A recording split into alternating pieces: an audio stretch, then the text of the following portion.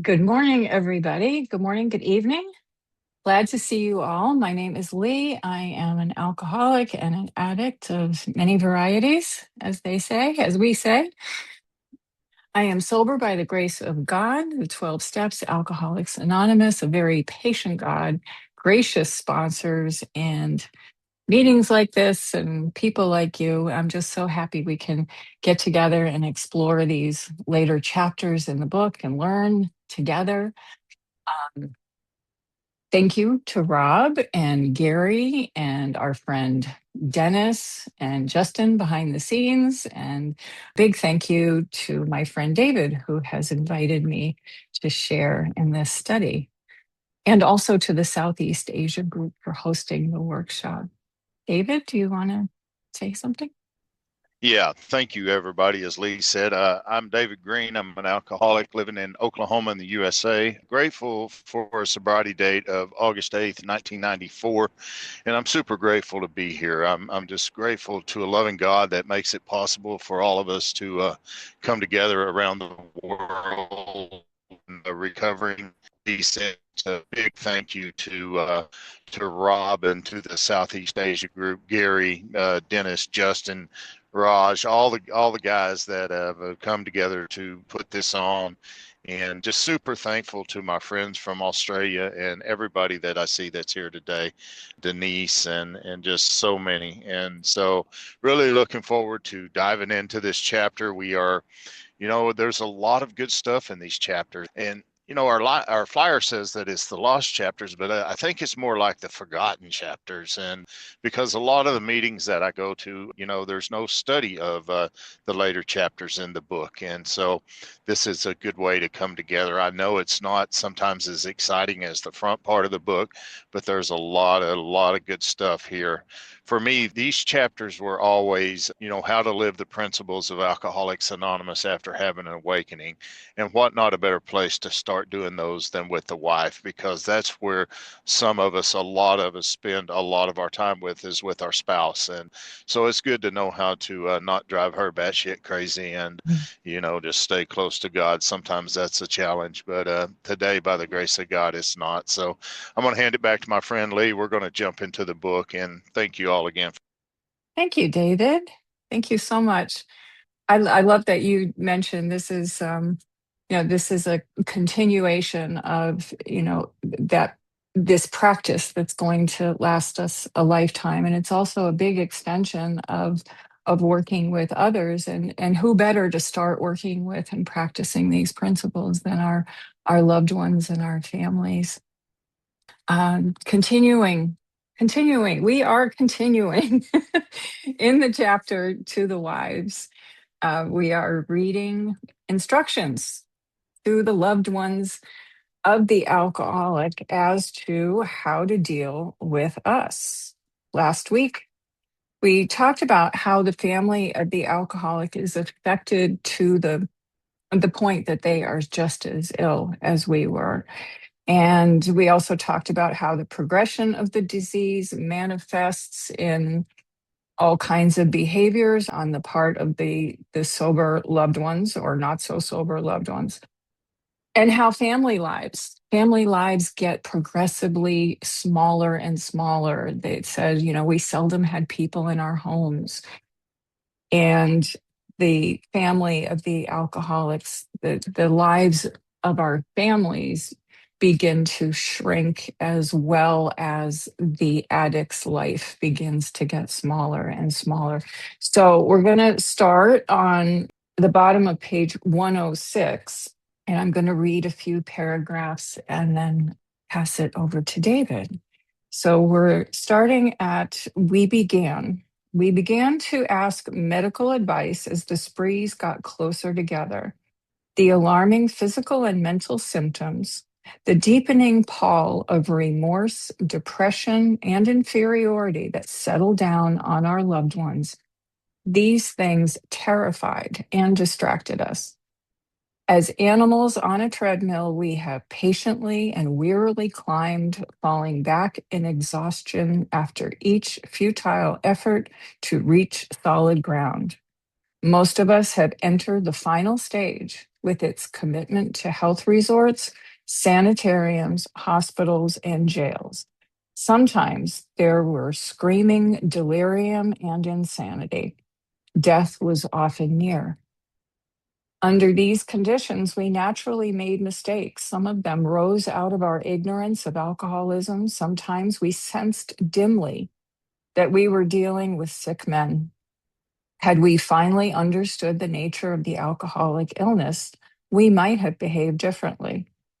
How could men who loved their wives and children be so unthinking, so callous, so cruel? There could be no love in such persons, we thought, and just as we were being convinced of their heartlessness, they would surprise us with fresh resolves and new attentions. For a while, they would be their old sweet selves, only to dash the new structure of affection to pieces once more. Asked why they commenced to drink again, they would reply with some silly excuse or none. It was so baffling, so heartbreaking.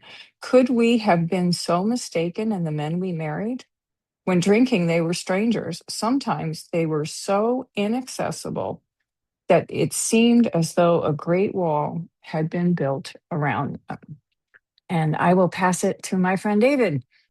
All right. Thank you, Miss Lee, for your reading there. And man, a lot of words to take into account for here. Bottom of 106, and I'm just kind of recapping on what she read. We began to ask medical advice as the sprees got closer together. And we remember first seeing this in the book over around page 7. The first time that Bill had met Dr. Silkworth. And on page 7, he says, "My brother-in-law is a physician," and this was a man by the name of Dr. Leonard Strong.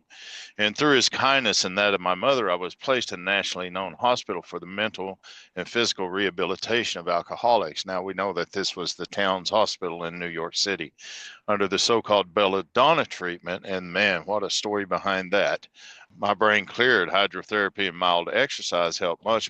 Best of all, I met a kind doctor. Now, this was his first visit to meet Dr. Silkworth, who explained, though certainly selfish and foolish, I had been seriously ill bodily and mentally. So, as we seen this in the book earlier, I know, in my own experience, my lived experiences, that I began seeking medical advice for this at a very, very young age. I mean, alcoholism took a hold of me when I was a very young person, and I was just baffled that, I could be an alcoholic and be that young. In fact, I didn't accept it at all.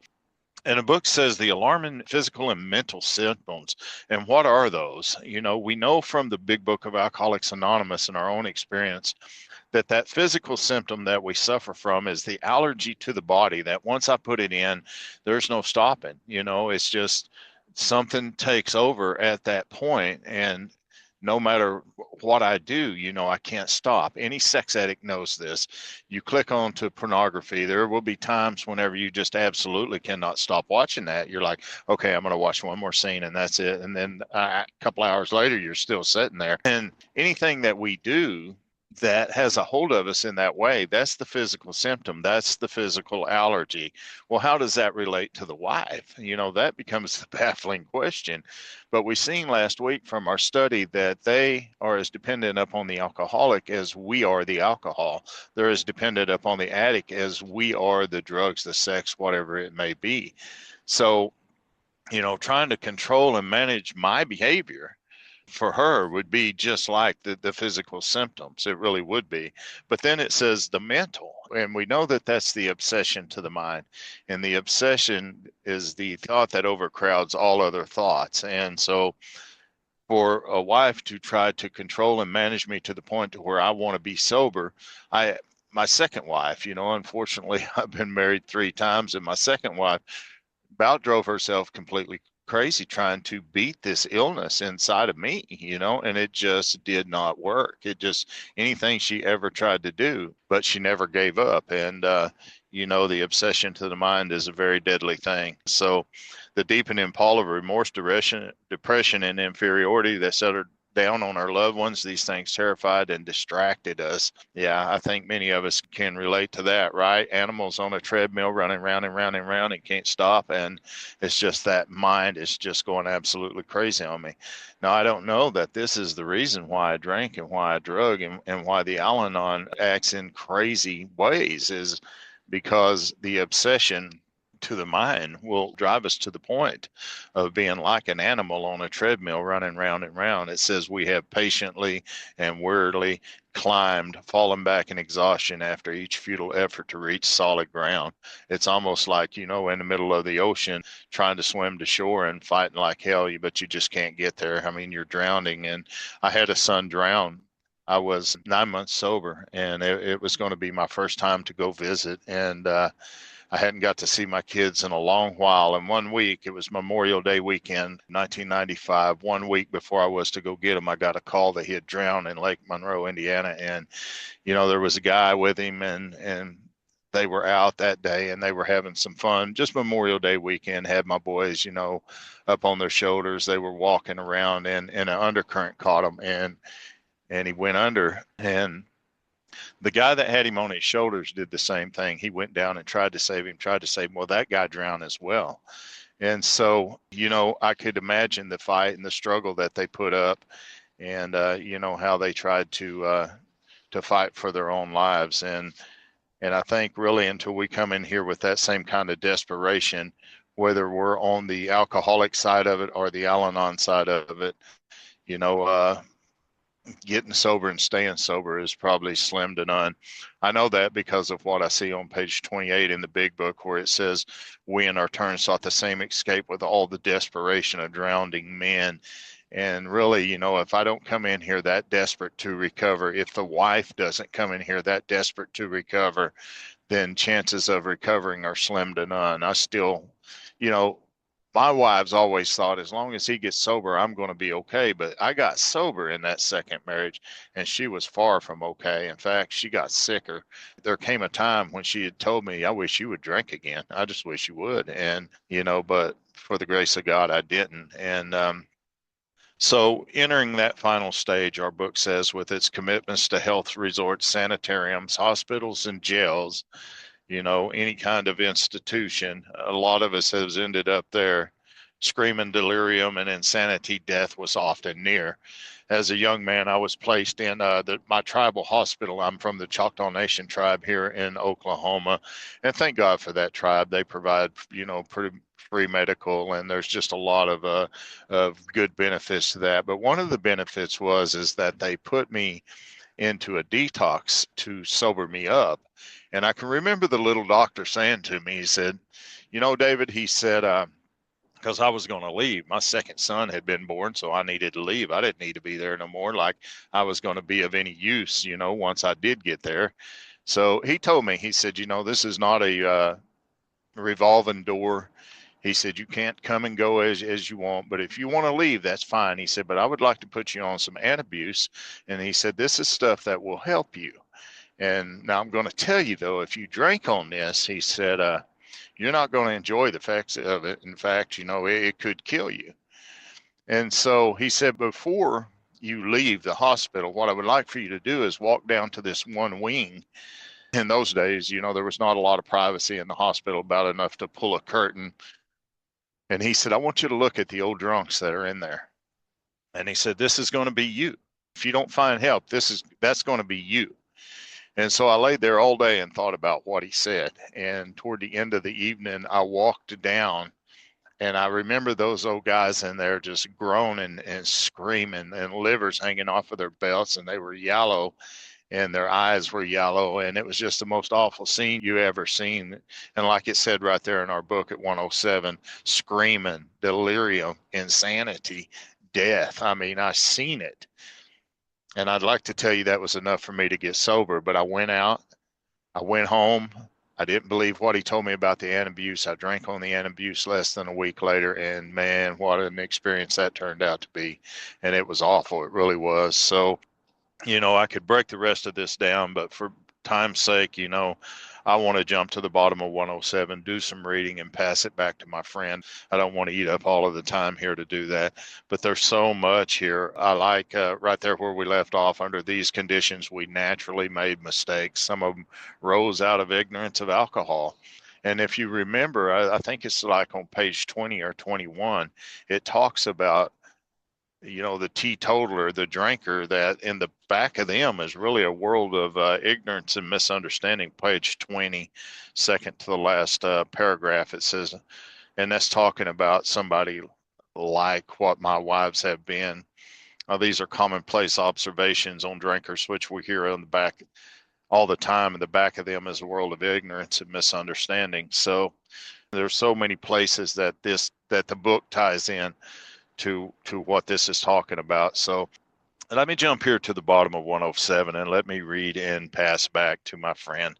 Bottom paragraph 107. And even if they did not love their families, which nothing could be further from the truth than that, if love was enough to get me sober, then I would have been sober in the mid 80s because my first son was born, and I don't remember ever having any kind of love any greater than what I had there.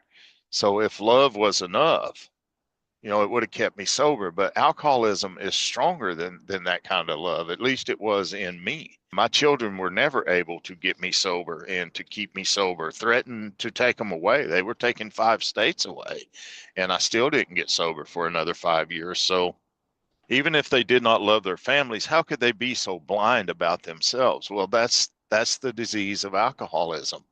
It blinds us to the truth. What had become of their judgment, their common sense, their willpower? Well, we've seen that will does not become our friend until after we have went through the steps. The good news is we do get to practice willpower again. People in AA and other fellowships will tell you that's BS. But if you look at page 85, second to the last full paragraph there, a couple of sentences down, it says we can exercise our willpower along this line all we wish. It is the proper use of the will. So we damn sure get willpower back as long as we align it with God. So how could they not see that? Back to 107. Why could they not see that drink meant ruin to them?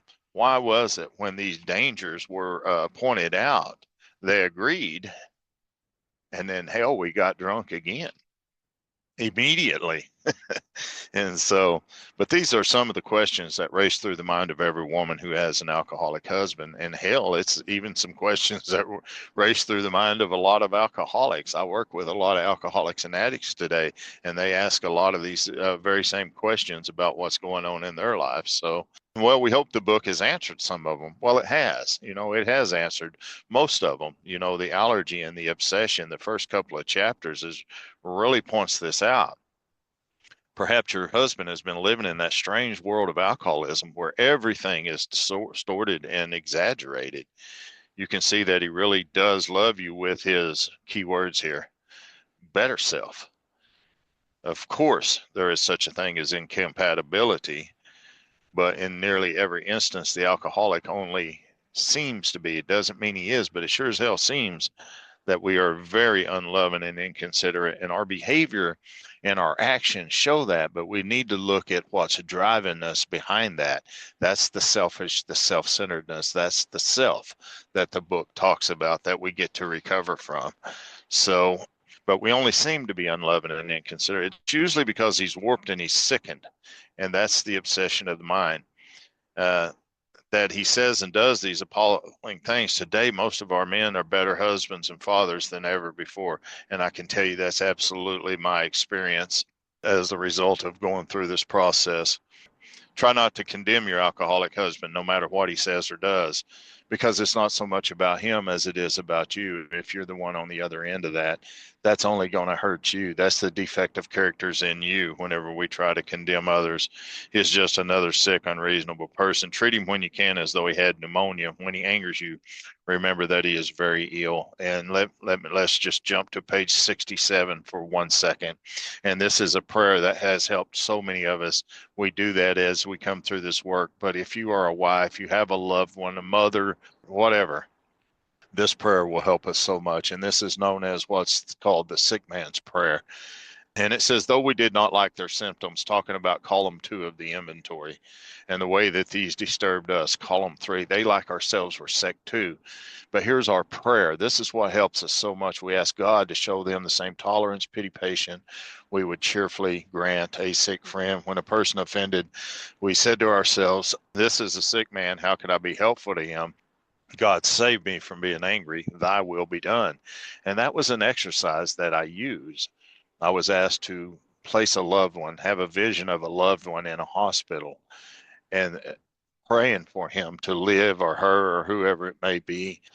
And then in that vision, taking that same person out of the bed and putting the person that I resent or the one that I hate in the bed and doing that same type prayer.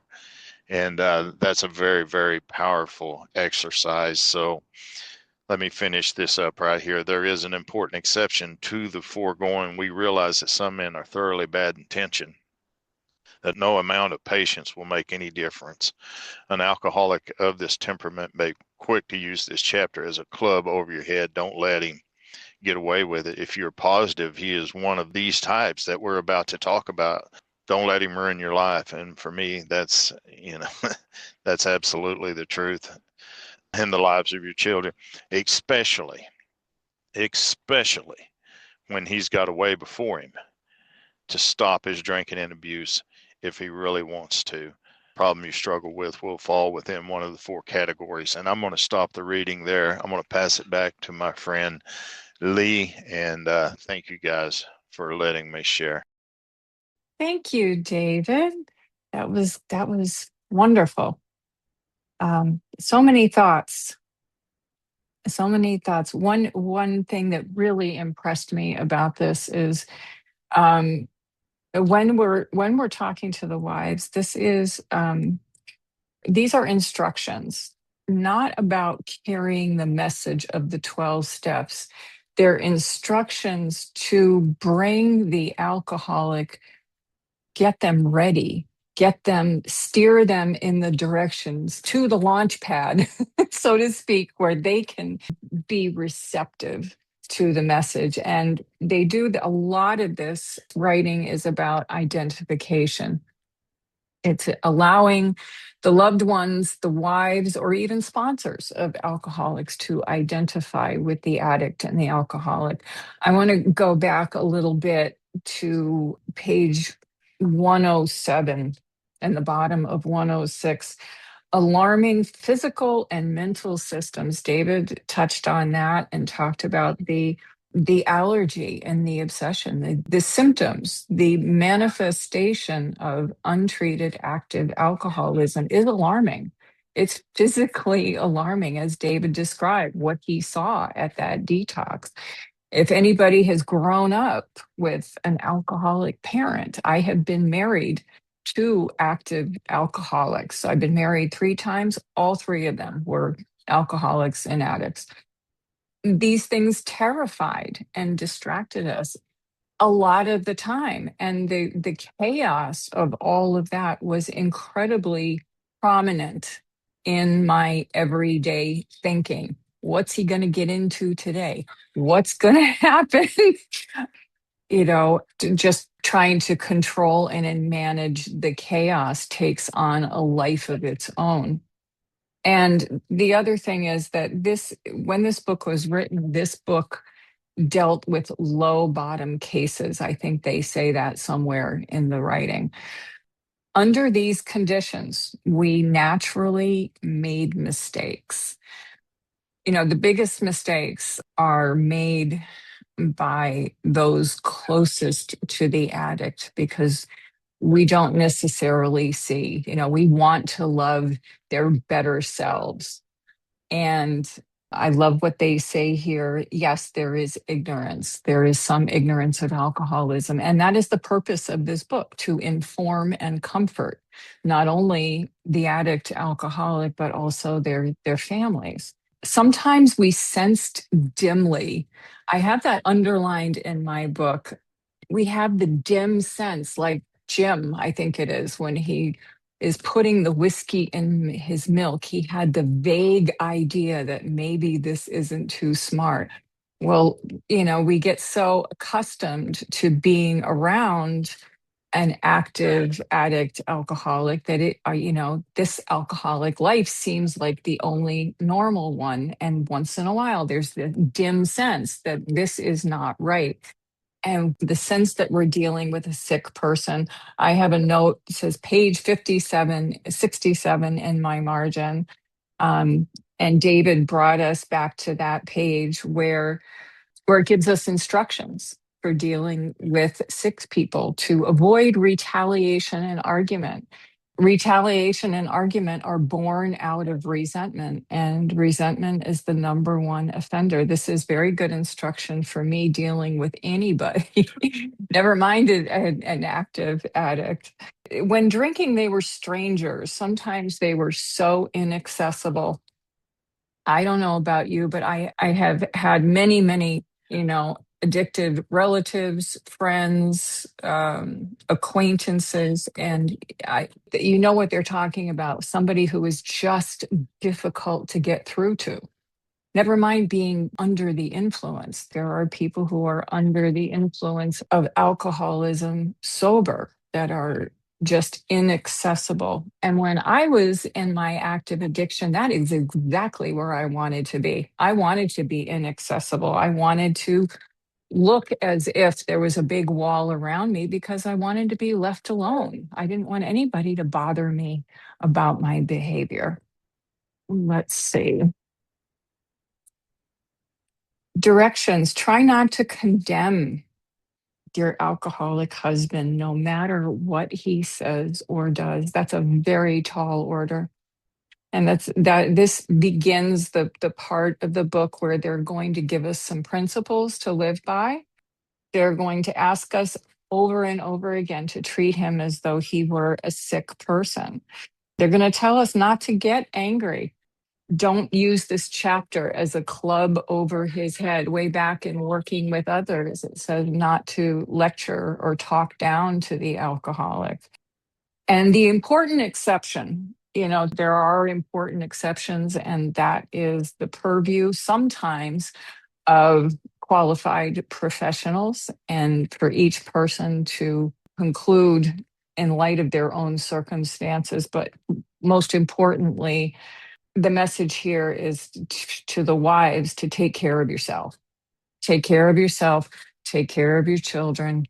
And this message in this book is to bring the alcoholic to a place where they can receive the message of recovery that they say so eloquently. He has before him a way to stop his drinking and his abuse, if, which is the condition, he really wants to pay the price. And the really wanting to pay the price is the big leap. And I think we'll stop there. David, if you have anything else, I'll pass it over to you. Yeah, thank you so much, Lee. Beautiful share. I'm really grateful to be doing this with you.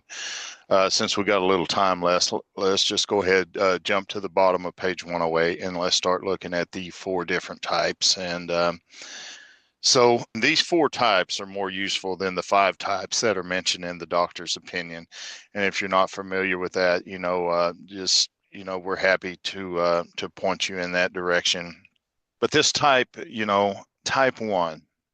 Now, this is a man who is really convinced he's not an alcoholic. But as we look at types 2, 3, and 4, which will be next week, then we're going to see how this thing really begins to progress and it really begins to grow, and what the reactions to that is. And so, bottom of 108, 1, your husband may only be a heavy drinker. Well, how do we know that? Because I've sponsored a lot of people who I would have sworn were alcoholics in the early days of my sponsoring. And as it turned out, they were a heavy drinker. But the bottom of page 20 and the top of page 21 really talks about this type of guy.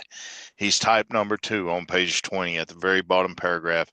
It says we have a certain type of hard drinker. Now, he might have the habit badly enough to gradually impair him mentally and physically, and it may cause him to die a few years before his time, but if a sufficiently strong reason, ill health, falling in love, change of environment, warning of a doctor becomes operative. He can stop or moderate, though he might find it difficult and troublesome. So the difference that I find between this man and the man that most of us are, or is the physical allergy. You know, many of us have the same symptoms mentally. I have a daughter that has a lot of the mental symptoms of an alcoholic. I have a mother that has, oh my God, so many of them. But she's not an alcoholic because once she puts alcohol in her body, it makes her feel out of control, whereas it makes most of us feel in control. So, top of 109, his drinking may be constant and only heavy on certain occasions. Perhaps he spends too much money for liquor and it may be slowing him up mentally and physically, but he don't see it. Sometimes he's a source of embarrassment to you and his friends, but he's positive that he can handle his liquor, that it does him no harm, that drinking is necessary to his business. Remember page 2 with in Bill's story. He suffered from that same illusion. He would probably be insulted if he were called an alcoholic, but the world is full of people like him. Some will moderate or stop altogether because they don't have that problem, but some will not. But of those who keep on, a good number will become true alcoholics after a while. And the description of that guy is found on page 21 as well. And the difference with him is he loses all control of his liquor consumption. Keywords, once he starts to drink. So, you know, this is a really good information. As I said, the reason we did that, we had a little time left, but you know, it's for those who are bound to the alcoholic, as I am the alcohol, speaking about the wife or the Al-Anon. And so if your husband fall or your son or whoever it may be falls into this first category, there's a lot of hope for him because, you know, although his drinking or whatever he's doing is troublesome, you know, he will stop, you know, if the threats are strong enough for guys like me, and that doesn't matter. Again, you know, I drank on the Antabuse and damn near died from that. You know, I was told over and over and over, I'll leave you, I'll take the kids, I'll do this. And they did. And I just still would not quit. So, you know, the physical allergy is very demanding. It will lead us to the point of death here, but that's what makes us the real alcoholic. And next week, when we dive into 2, 3, and 4, what the symptoms that we will see in those guys will absolutely convince us the difference between the non-alcoholic and the alcoholic. So, Lee, would you like to comment on number 1 before we close out? Thank you, David. You covered it. I think we'll be good to stop there. And thank you to the group, and thank you all for participating. Yeah, thank you all. And thank you, Lee, for your service today. Thank you, Rob. Thank you, Gary. Thank you for everybody that's in service to this meeting. And I'm very grateful to be here with you guys. And so, with that, I'm going to pass it back over to my friend Rob and let's open it up to the room. Thank you.